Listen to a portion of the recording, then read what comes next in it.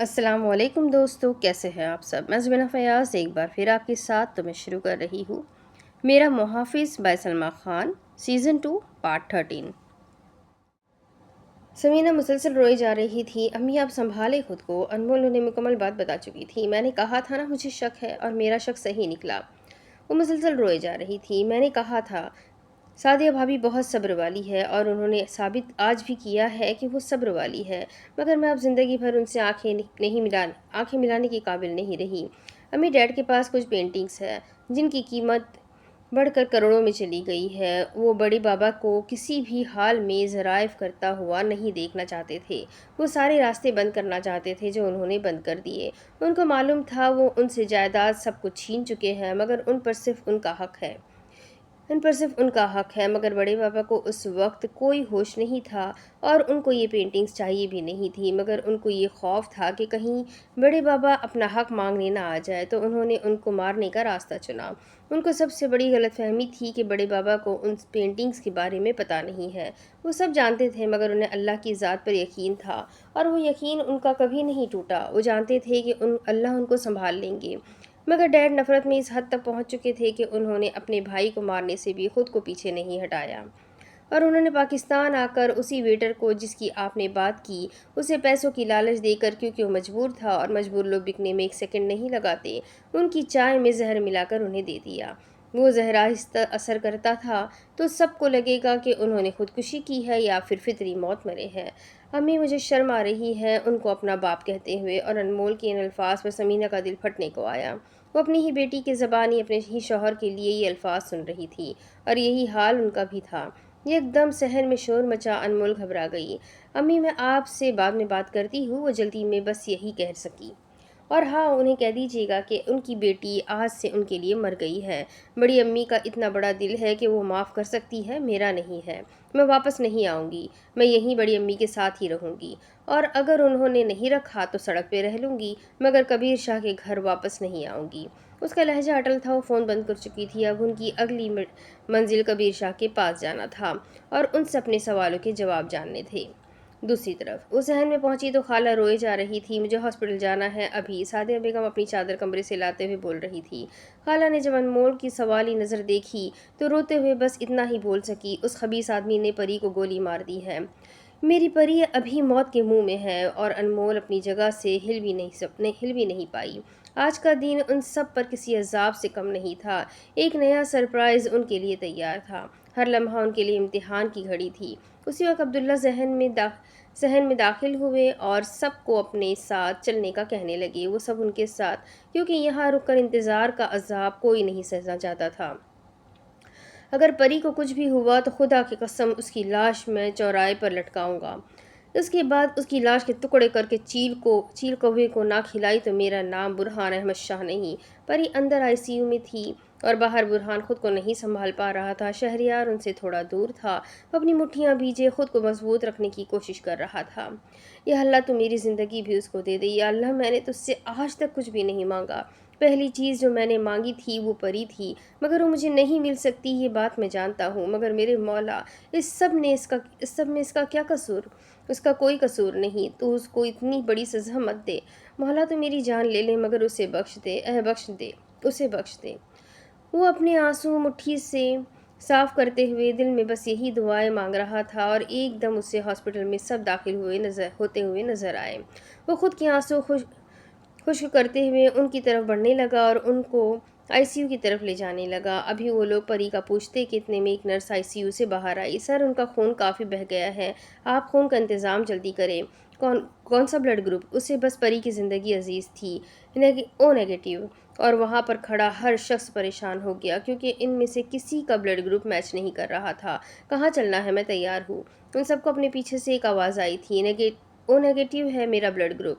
شہریار ان کے قریب آ کر بولا، برہان کے تو جیسے کسی نے جسم میں پھر سے روح ڈال دی ہو۔ شہریار کی آواز سن کر اسے ایسا محسوس ہوا، سر اگر آپ نے صحیح سے سنا ہو تو ہمیں بلڈ کی زیادہ ضرورت ہے۔ ایک انسان سے کام نہیں چلے گا، آپ کو زیادہ کا انتظام کرنا ہوگا۔ برہان نے بلڈ بینک میں پتہ کیا مگر وہاں پر بھی صرف ایک ہی بوتل اویلیبل تھی۔ اب سب پریشان تھے۔ ذرا پلیز جلدی کریں، ان کے لیے پریشانی بڑھتی جا رہی ہے۔ ہم لوگ ابھی تک حیران ہیں کہ وہ ابھی تک زندہ کیسے ہیں، کیونکہ اس سچویشن میں اکثر لوگ ہمت ہار جاتے ہیں، مگر وہ ہمت والی ہے جو ابھی تک لڑ رہی ہے، مگر اب وہ بھی تھکنے لگی ہے۔ آپ جلدی کریں۔ وہ نرس دوبارہ باہر آ کر ان سب کو بولنے لگی۔ وہ سب لوگ اپنی طرف سے پوری کوشش کر چکے تھے، مگر کہیں سے بھی بلڈ گروپ انہیں میچ نہیں ہو رہا تھا۔ یزدان بھی سارا کو لے کر ہاسپٹل آ چکا تھا۔ سارا خود کو کافی حد تک سنبھال چکی تھی۔ سعدیہ بیگم نے ایک شفقت بھرا ہاتھ سارا کے سر پر رکھا تو مسکرا کر ان کا ہاتھ تھام کر چومنے لگی۔ ابھی وہ سب لوگ پریشان ہی تھے کہ سجاد کی آواز پر ان سب کی طرف دیکھنے لگے۔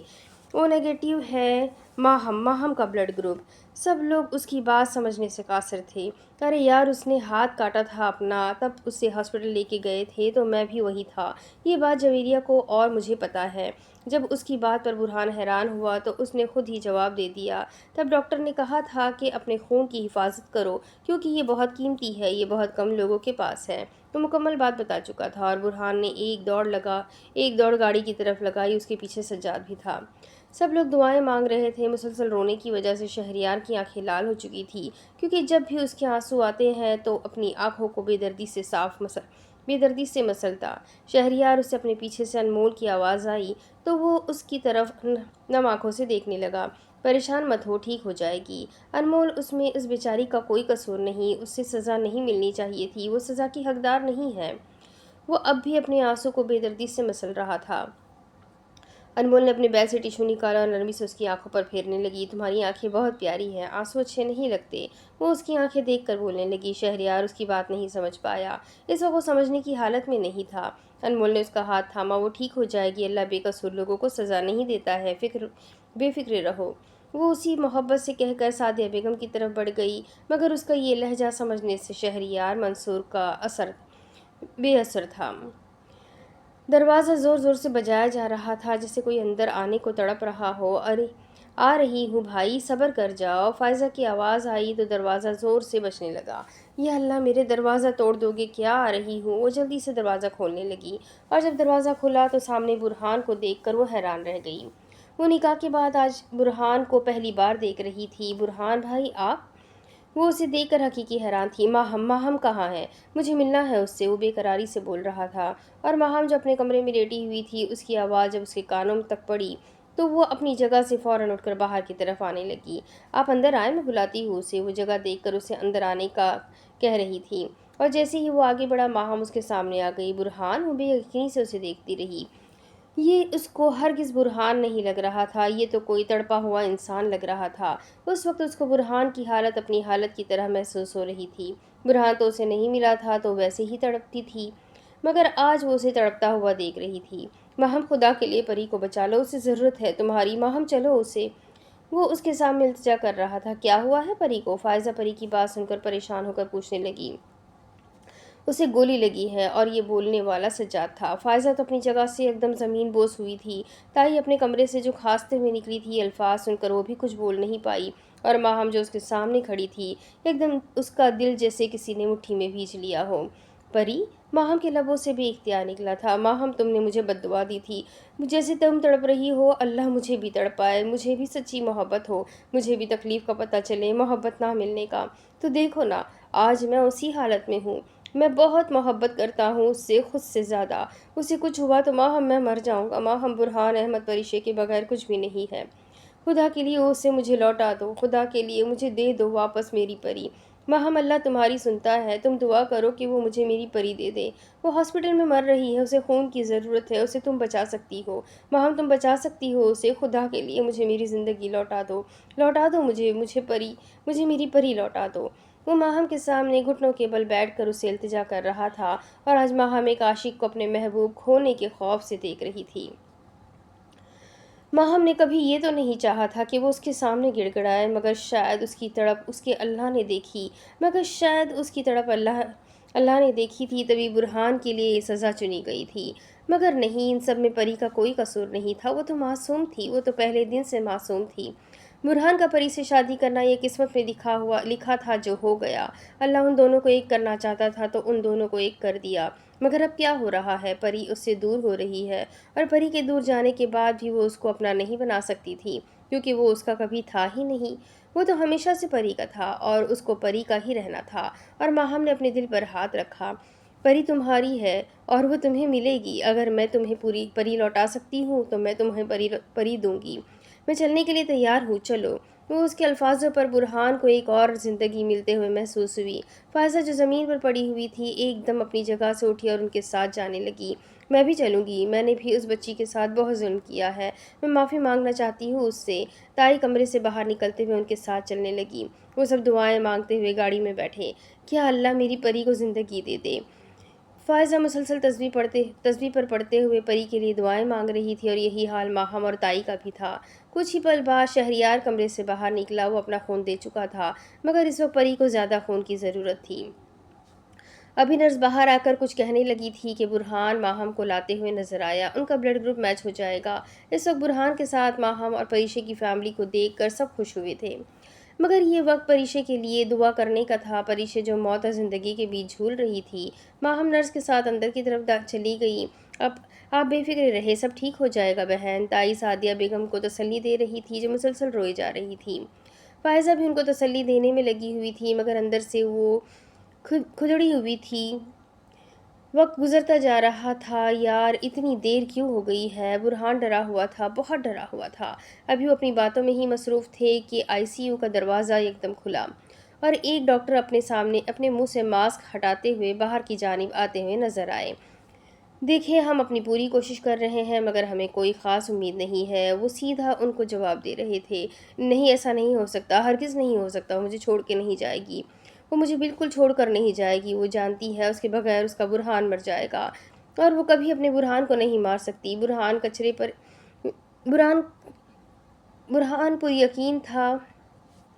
سب لوگ دعاؤں میں لگ گئے۔ یا اللہ ہے میرے پر پاک پروردگار، میں نے تجھ سے آج تک کچھ نہیں مانگا کیونکہ مجھے ضرورت ہی نہیں پڑی، مگر شاید تم مجھ سے ناراض ہو گیا ہے۔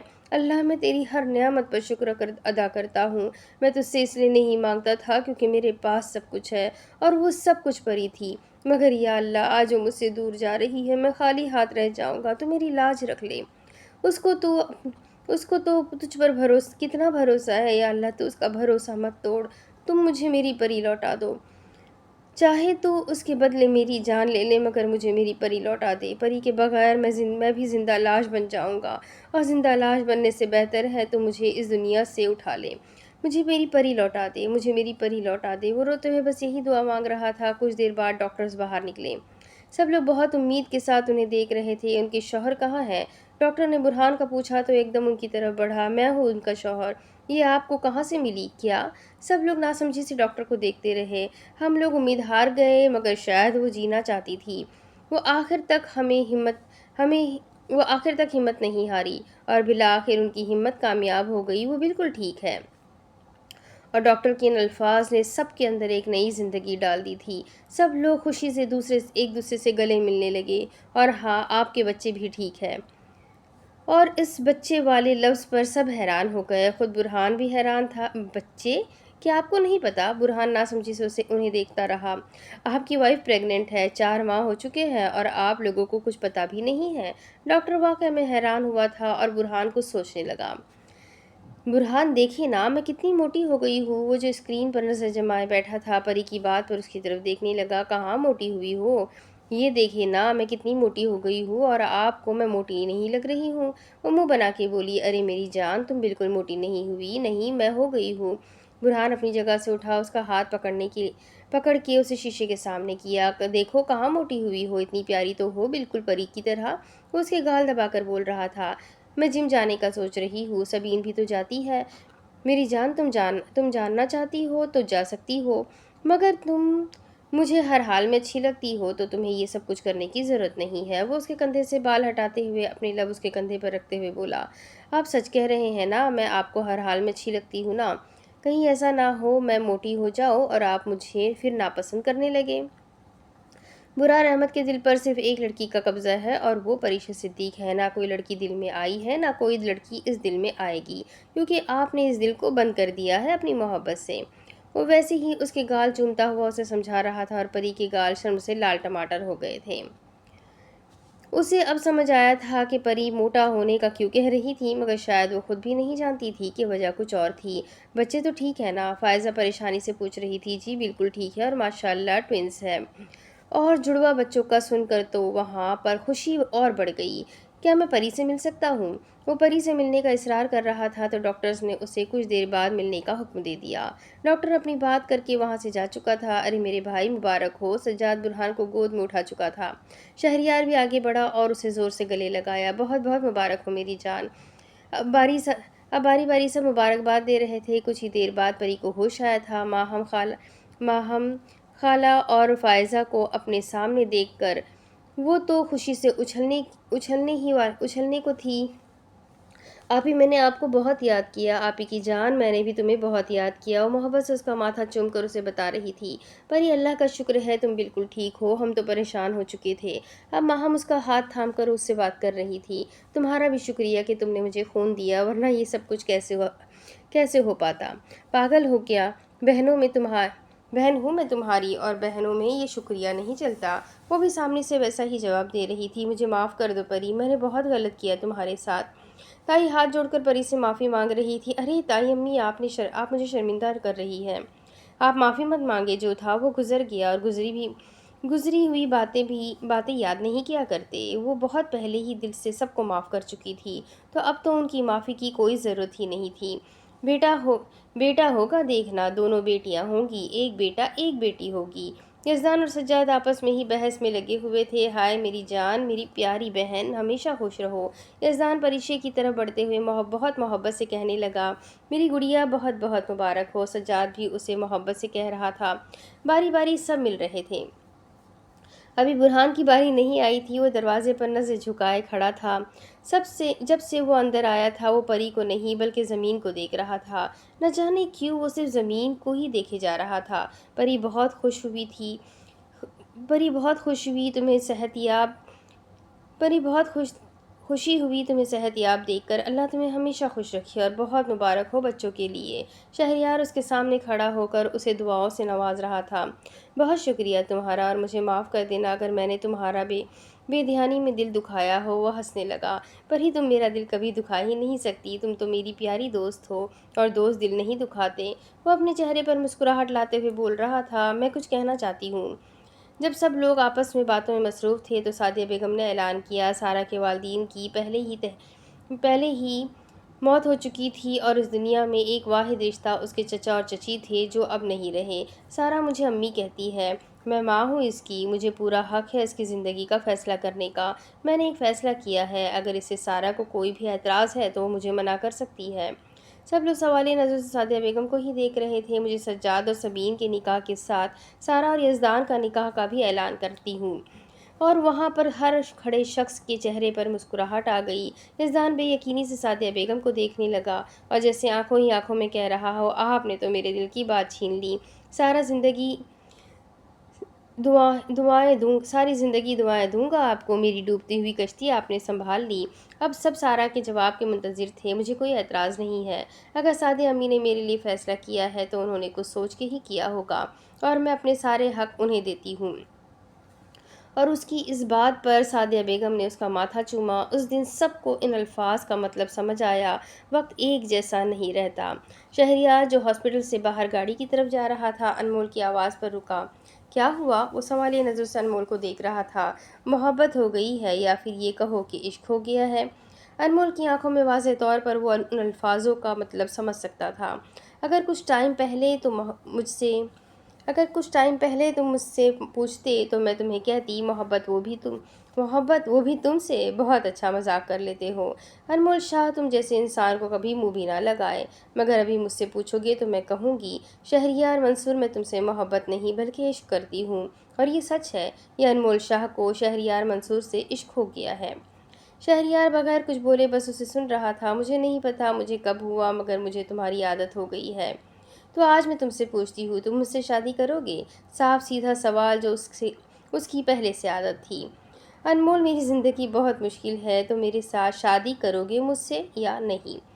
ٹھیک ہے، مگر میں تمہیں وقت دیتا ہوں۔ سجاد اور یزدان کی شادی تک اگر تم مجھے برداشت کر پائی تو میں خوشی خوشی تم سے کروں گا، کیونکہ ایسی کوئی لڑکی نہیں بنی جو مجھے برداشت کر سکے، اور اگر تم کر گئی تو شاید اللہ نے تمہیں میرے لیے ہی بنایا ہے۔ اور نہیں کر پائی، زیادہ بولنے کی ضرورت نہیں ہے، سمجھ گئی ہوں میں۔ وہ اتنا بول کر پھر اندر کی طرف چلی گئی، پر شہریار پیچھے سے مسکراتا رہ گیا۔ میں تم سے وعدہ کرتا ہوں انمول، اگر تم مجھے برداشت کر پائی تو میں تم سے شادی ضرور کروں گا، میں تم سے محبت بھی کروں گا، مگر میں تم سے کبھی عشق نہیں کر پاؤں گا، کیونکہ وہ میں نے صرف ایک انسان سے ہی کیا ہے، اور عشق وہ چیز نہیں جو ہر کسی سے کی جائے، اور جو ہر کسی سے کی جاتی ہے اسے دل لگی کہتے ہیں، اور شہریار منصور نے دل لگی کرنا نہیں سیکھا۔ وہ اتنا کہہ کر گاڑی اسٹارٹ کر کے اپنی منزل کی طرف بڑھ گیا۔ برہان کچھ دیر پری کا ہاتھ پکڑے بس اسے دیکھ رہا تھا، وہ کچھ بھی نہیں بول رہا تھا، بالکل خاموش تھا، بالکل خاموش۔ برہان، کچھ بولیں گے آپ؟ اب اس کی خاموشی پری سے برداشت نہیں ہو رہی تھی۔ تم جانتی ہو میں کتنا ڈر گیا تھا، اس کا ہاتھ اپنے لبوں سے لگاتے ہوئے بول رہا تھا۔ اگر تمہیں کچھ ہو جاتا تو میرا کیا ہوتا، تم نے سوچا تھا کبھی؟ وہ وقت میں یاد نہیں کرنا چاہتا، کیونکہ وہ وقت میرے لیے کسی قیامت سے کم نہیں ہے۔ تم میری محبت تم میری محبت نے میرا عشق تم میری محبت نہیں میرا عشق ہو، اور عشق نہ ملے تو انسان پاگل ہو جاتا ہے۔ اللہ نہ کرے برہان ایسا ہو، آپ کے ساتھ کیا فضول سوچتے رہتے ہیں؟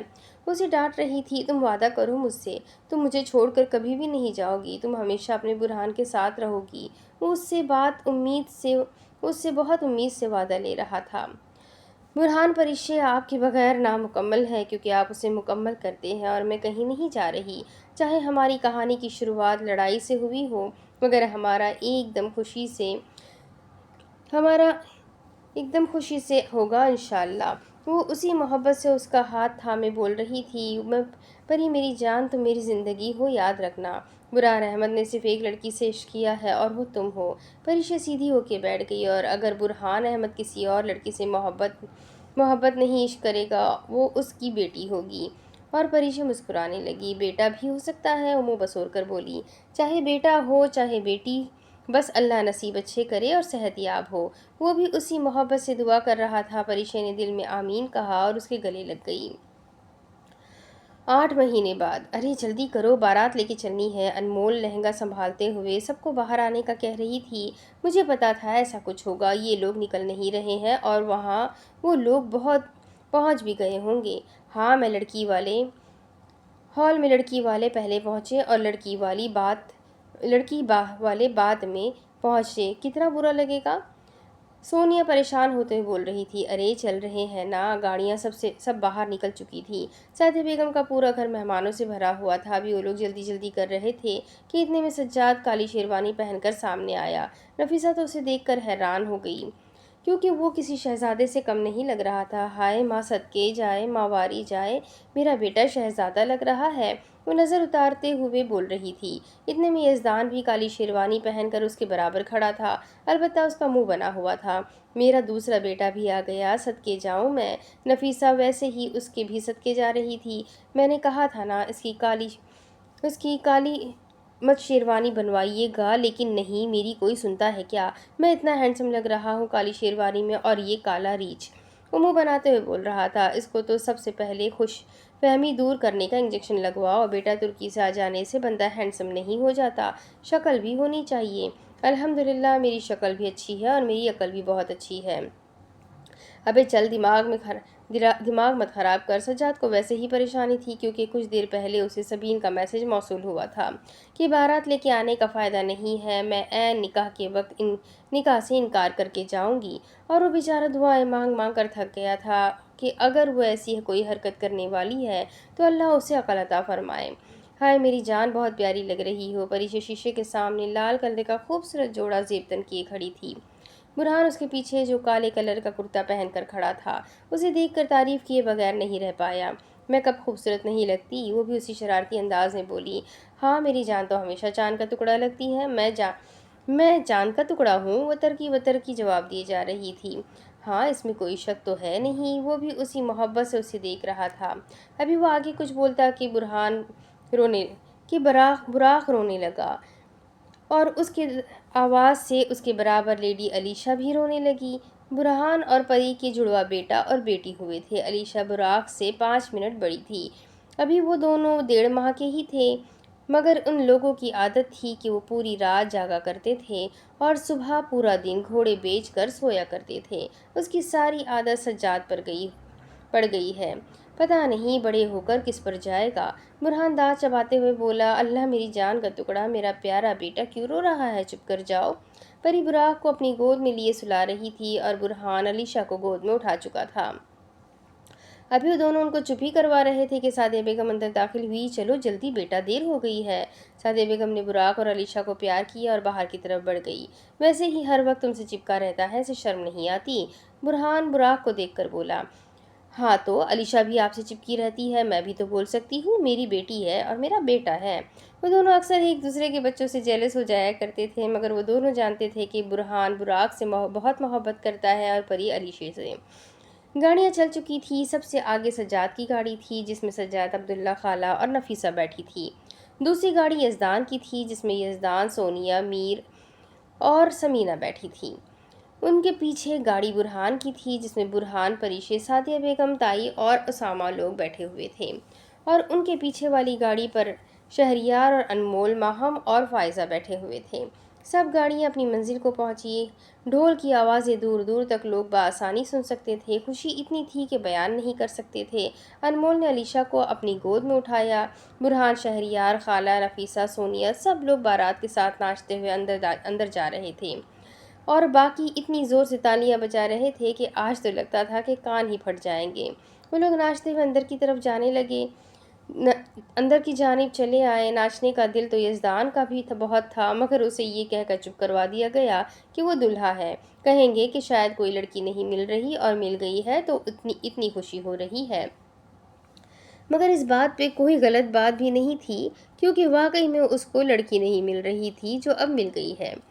وہ جو ملی ہے وہ لاکھوں میں ایک ہے۔ کبیر نے کافی بار انمول سے ملنے کی کوشش کی، مگر انمول نے ہر بار انکار کر دیا۔ سعدیہ بیگم نے بھی کافی سمجھایا، مگر وہ ماننے کو تیار نہیں تھی۔ اس نے کبیر شاہ کے لیے یہی سزا رکھی تھی کہ اس ساری زندگی اپنی بیٹی کی شکل دیکھنے کو ترس جائے، اور کبیر شاہ اسی سزا میں تڑپ رہا تھا۔ اس کی تڑپ یہاں تک پہنچ چکی تھی کہ اسے ہر جگہ صرف احمد شاہ ہی نظر آتے تھے۔ جب علاج کروایا تو پتہ چلا کہ وہ ذہنی طور پر کمزور ہو چکے ہیں۔ اگر اپنے لفظوں میں بتایا جائے تو پاگل کہنا غلط نہیں ہے۔ مگر انمول اپنی بات پر پکی تھی۔ سمینہ نے بھی اسے چھوڑ دیے تھی، مگر کیا کرے، وہ بیوی تھی، وہ شوہر کو نہیں چھوڑ سکتی تھی۔ وہ لوگ اپنی جگہ پر بیٹھ چکے تھے، اتنے میں ان دونوں کو الگ الگ کرسی پر بٹھایا گیا۔ سامنے کی جانب پردہ تھا اور پردے کے اس پار لال جوڑے میں انتہائی خوبصورت لگ رہی تھی سارہ۔ یزدان نے کافی کوشش کی وہ پردے کے اس پار دیکھ سکے، مگر سامنے ماہم کھڑی تھی۔ ہرگز نہیں یزدان بھائی، ایسے تو آپ نہیں کر سکتے۔ وہ دیوار کی طرح کھڑی ہوئی تھی۔ البتہ سجاد کی طرف بھی فائزہ کھڑی ہوئی تھی، مگر اس کا فائدہ نہیں تھا، کیونکہ وہ بس زمین کو دیکھ کر زیر لب کچھ پڑھ رہا تھا۔ یا اللہ، اسے عقل عطا فرمائے، میرے مالک تو رحیم ہے، اسے عقل عطا فرما۔ ابھی وہ سب لوگ ویسے ہی موجود تھے کہ مولوی صاحب بھی ان کی جانب بڑھے۔ سب سے پہلے وہ یزدان کی طرف گئے۔ یزدان میر، ولد میر سلطان، آپ کا نکاح سارہ شیخ اور ولد علی شیخ سے کروایا جا رہا ہے، کیا آپ کو قبول ہے؟ اور یہ یزدان نے قبول ہے کہہ کر سب کی دل میں خوشی داخل کر دی۔ کیا آپ کو قبول ہے؟ جی قبول ہے۔ کیا آپ کو قبول ہے؟ جی قبول ہے۔ جب یزدان سے پوچھ لیا تو سارہ کی طرف متوجہ ہوئے، اور یزدان نے بھی اسی محبت سے یزدان کو اپنا شریک حیات قبول کیا، اور بالآخر سارہ کو اس کا جہان سکندر مل ہی گیا۔ اس کی خوشی کا کوئی اندازہ نہیں لگا سکتا تھا۔ البتہ مولوی صاحب سجاد کی طرف متوجہ تھے۔ سجاد گھبرایا ہوا تھا، وہ اتنا گھبرایا ہوا تھا کہ اس کے ہاتھ کانپ رہے تھے۔ شہریار انمول کے بالکل پیچھے آ کے کھڑا ہو گیا، پھر جھک کر اس کے کان کی طرف بولنے لگا، کیا انمول شاہ شہریار منصور سے شادی کرے گی؟ اور جو انمول نکاح دیکھ رہی تھی، یکدم اپنی گردن موڑ کر شہریار کو بے یقینی سے دیکھنے لگی۔ کیا تم بتاؤ کہ شادی کرو گی مجھ سے؟ ابھی؟ ہاں ابھی، کیونکہ میں گھر میں بات کر چکا ہوں، اور ان دو مشٹنڈوں کا نکاح ہو رہا ہے تو لگے ہاتھ ہم بھی کر ہی لیتے ہیں، اور ویسے بھی تم کوئی دلہن سے کم لگ رہی ہو کیا؟ اور انمول کے گال شرم سے لال ہونے لگے۔ ہرگز نہیں، ہم کسی اور کے نکاح میں اپنا نکاح کروائے کیا؟ اچھا پھر نکاح کر لیتے ہیں، رخصتی جب تم چاہو گی تب ہوگی۔ ہرگز نہیں، تم نہیں جانتے انمول شاہ کی شہریار منصور کو تم سے کتنی محبت ہے۔ محبت ہو گئی ہے، اب وہ نہیں رہ پا رہا تمہارے بغیر، اور میں شہریار منصور سے کہنا چاہتی ہوں کہ اسے انتظار کرنا ہوگا۔ انمول شاہ صرف اس کی ہے اور ہمیشہ اس کی ہی رہے گی، مگر اسے انتظار کرنا ہوگا۔ تو وعدہ کرتی ہو کہ تم میری ہو اور ہمیشہ میری ہی رہو گی؟ انمول شاہ کبھی اپنے وعدے سے نہیں مکرتی، وہ اسی چیلنجنگ والے انداز میں کہہ کر سامنے نکاح کی طرف پھر سے متوجہ ہو گئی، پر شہریار کے چہرے پر ایک پرسکون مسکراہٹ پھیلی تھی، مگر سامنے کھڑی لڑکی کو دیکھ کر اس کے زخم تازہ ہو جاتے تھے، مگر جو قسمت میں نہیں اس پر کیا افسوس کرنا۔ اور یہ بات شہریار منصور اچھے سے جان چکا تھا۔ سجاد عبداللہ ولد عبداللہ یونس، آپ کا نکاح سبین خان ولد خان محمد کے ساتھ کروایا جا رہا ہے، کیا آپ کو نکاح قبول ہے؟ برہان سجاد کے کندھے پر ہاتھ رکھ کر سرگوشی نما بولا، نہ کر بھائی، شادی زندگی بربادی ہے، سوچ لے۔ اور سجاد نے لعنت بھیجنے والی نظر اس پر ڈالی اور پھر مولوی کی طرف متوجہ ہوا۔ قبول ہے؟ کیا قبول ہے؟ قبول ہے؟ کیا قبول ہے؟ قبول ہے، قبول ہے، قبول ہے۔ ان کے بار بار پوچھنے پر وہ ایک ہی بار سب بول گیا۔ او بے صبر، 3 بار پوچھا جاتا ہے۔ شہریار اس کے قریب آیا اور کان میں بولا، تم دونوں چپ نہیں کر سکتے؟ شیطان کی طرح میرے سر پر کیوں کھڑے ہو؟ دفع ہو جاؤ یہاں سے۔ ہم دونوں تو تمہاری بھلائی چاہتے ہیں، مگر تم ہی اپنا بھلا نہیں کرنا چاہتے، تو میں کیا کروں؟ دفع ہو جاؤ تم لوگ یہاں پر، میرا بھلا مت کرو۔ اب کی بار مولوی سبین کی طرف متوجہ تھے اور سجاد کا دل رکنے کو آیا تھا۔ سبین خان ولد خان محمد، آپ کا نکاح سجاد عبداللہ ولد عبداللہ یونس کے ساتھ کروایا جا رہا ہے، کیا آپ کو قبول ہے؟ مولوی صاحب کے کہنے پر سامنے خاموشی تھی اور سجاد کو اسی وقت اپنا دل رکتا ہوا محسوس ہوا۔ کیا آپ کو قبول ہے؟ انمول نے دوبارہ سوال کیا، مگر کوئی جواب نہیں آیا۔ وہاں پر موجود سارے لوگ پریشان لگے۔ سبین کی ماں نے کندھے پر ہاتھ رکھا، مگر پھر بھی جواب نہیں آیا، اور بیک وقت سجاد کا ہاتھ اس کی جیب میں گیا تھا۔ ابھی وہ موبائل نکال کر ایمبولینس کو کال کرنے ہی والا تھا کہ ایک دم سامنے سے ایک سانس میں قبول ہے کہنے کی آواز اس کے کان سے ٹکرائی۔ قبول ہے، قبول ہے، قبول ہے۔ سجاد نے اپنے ماتھے پہ آیا ہوا پسینہ صاف کیا اور ایک دم سجاد کو اپنی رکتی ہوئی سانس بحال ہوتی ہوئی محسوس ہوئی۔ ابھی وہ بے یقینی سے سامنے پردے کے اس پار بیٹھی لڑکی کو ہی دیکھ رہا تھا کہ اس کا موبائل بجنے لگا اور کسی کا میسج جگمگا رہا تھا، اور جب میسج اوپن کیا تو وہ سبین کا میسج تھا۔ کہا تھا نا میں نے سجاد عبداللہ، اگر نکاح والے دن بھی تمہارے پسینے نہ چھڑوائے تو میرا نام بھی سبین خان نہیں۔ اور سجاد غصہ دبائے دل میں بولنے لگا، یا اللہ، میری زندگی میں عذاب کم تھے جو اس کو بھی عذاب بنا کر بھیج دیا ہے، کہاں جاؤں میں؟ مگر اب سوائے افسوس کے کچھ اور ہو ہی نہیں سکتا تھا، کیونکہ نکاح ہو چکا تھا۔ سب لوگ گلے مل رہے تھے، مبارکباد کا سلسلہ جاری تھا۔ سمینہ نے سعدیہ بیگم کا جو حق تھا انہیں دینا چاہا، مگر انہوں نے لینے سے انکار کر دیا۔ ان کا کہنا تھا وہ جس حال میں بھی ہے بہت خوش ہے اور انہیں اسی حال میں رہنا ہے۔ یزدان نے پاکستان میں بھی گھر لے لیا تھا، کیونکہ وہ چاہتا تھا کہ وہ جب بھی پاکستان آئے اپنے گھر میں رہے۔ حالانکہ سعدیہ بیگم کا گھر بھی ان کا اپنا ہی تھا، مگر اس گھر میں جگہ نہیں تھی، اس لیے انہوں نے اپنا ذاتی گھر لے لیا تھا۔ مگر انہوں نے سوچا تھا کہ ولیمے کے دوسرے دن ہی وہ لوگ ترکی کے لیے روانہ ہو جائیں گے اور سارا یزدان کے ساتھ ترکی کی سڑکوں پر ہاتھ میں ہاتھ دیے باتیں کر رہی ہوگی۔ انمول اور شہریار کا سب کو معلوم تھا، تو ان لوگوں نے سوچ لیا تھا کہ کچھ ہی عرصے بعد وہ دونوں بھی شادی کر لیں گے، اور ان کے اس فیصلے پر سب دل سے بہت خوش ہوئے تھے۔ صبح کا سورج ان سب کی زندگیوں میں ایک نئی کرن لے کر آیا تھا۔ سجاد اپنے بستر پر لیٹا ہوا تھا جب سامنے شیشے پر اسے جاتے ہوئے سبین نظر آئی، مگر وہ شیشے پر نہیں گئی، سیدھا اس کی طرف آئی۔ Good morning my dear husband, وہ بہت خوشگوار لہجے میں سجاد کے برابر بیٹھ کر بول رہی تھی۔ گڈ مارننگ ڈارلنگ، وہ بھی اسی لہجے میں جواب دے رہا تھا۔ ہائے میری جان سبین، تم نے شیشہ دیکھا ہے؟ اس نے اتنی محبت سے کہا تو سبین بے اختیار مسکرانے لگی، ساتھ میں شرم سے اس کے گال بھی لال ہونے کو آئے تھے۔ نہیں سچی؟ جی نہیں دیکھا، دیکھنا بھی نہیں، ایک ہی شیشہ ہے، ٹوٹ جائے گا، فضول میں خرچہ بڑھ جائے گا۔ اور وہ جو اس سے کوئی محبت کے لفظ کی امید کر کے بیٹھی تھی، یہ بات سن کر ایک دم غصے میں آئی۔ شیشے کا تو پتہ نہیں، تمہیں ہی نہ توڑ دوں میں، صبح صبح میرا دماغ خراب مت کرو اور اٹھو جلدی۔ ایک دم وہ ایسے لگ رہی تھی جیسے چنگیز خان کی روح اس کے اندر آ گئی ہو۔ ویسے میری جان ایک بات بولوں؟ उसका हाथ थाम कर बोल रहा था। सबीन का गुस्सा थोड़ा ठंडा पड़ा, मगर नाक चढ़ाया उसे बोल रही थी, बोलो, तुम मेकअप के बगैर मेरे सामने मत आया करो, मैं डर जाता हूँ। और उसकी इस बात पर सबीन ने तकिया उठाया और ज़ोर से उसको दे मारा। दफ़ा हो जाओ सज्जाद यहाँ से, तुम बड़ा मेरे हाथ दफ़ा हो जाओ सज्जाद, तुम यहाँ से, वरना मेरे हाथ से मरोगे तुम। क्या तुम शादी के पहले दिन बेवा होना चाहती हो? मैं बेवा होना कबूल करूंगी, मगर तुम्हारी ये फजूल बातें हरगिज़ नहीं। वो ये कहकर वहाँ नहीं रुकी, बल्कि बाहर की जानिब बढ़ गई और वो पीछे हंसता रहा। यज़दान और सारा की सुबह भी बहुत खुशगवार हुई थी। वो बहुत मोहब्बत से उसका माथा चूमकर उसे जगा रही थी। उठ जाए, सुबह हो गई है। और उसकी इस बात पर यज़दान ने उसका हाथ पकड़ा और उसे अपनी तरफ खींचा। इतने प्यार से मत जगाओ, मुझे आदत हो जाएगी तुम्हारे इस प्यार की। तो तुम जब भी मुझे ऐसे नहीं उठाओगी तो मैं तुमसे नाराज़ हो जाऊँगा। उसकी इस बात पर वो अपनी जगह से उठी, थोड़ा आगे जाकर अपने हाथ में एक पानी का गिलास उसके करीब लाए और उसके मुंह पर फेंक दिया। यज़दान को तो कुछ पल समझ ही नहीं आए कि उसके साथ हुआ क्या है। ऐसे सुबह है ऐसे सही है, मैं ऐसे ही जगाया करूँगी, अब फिर उम्मीद भी नहीं होगी आपको।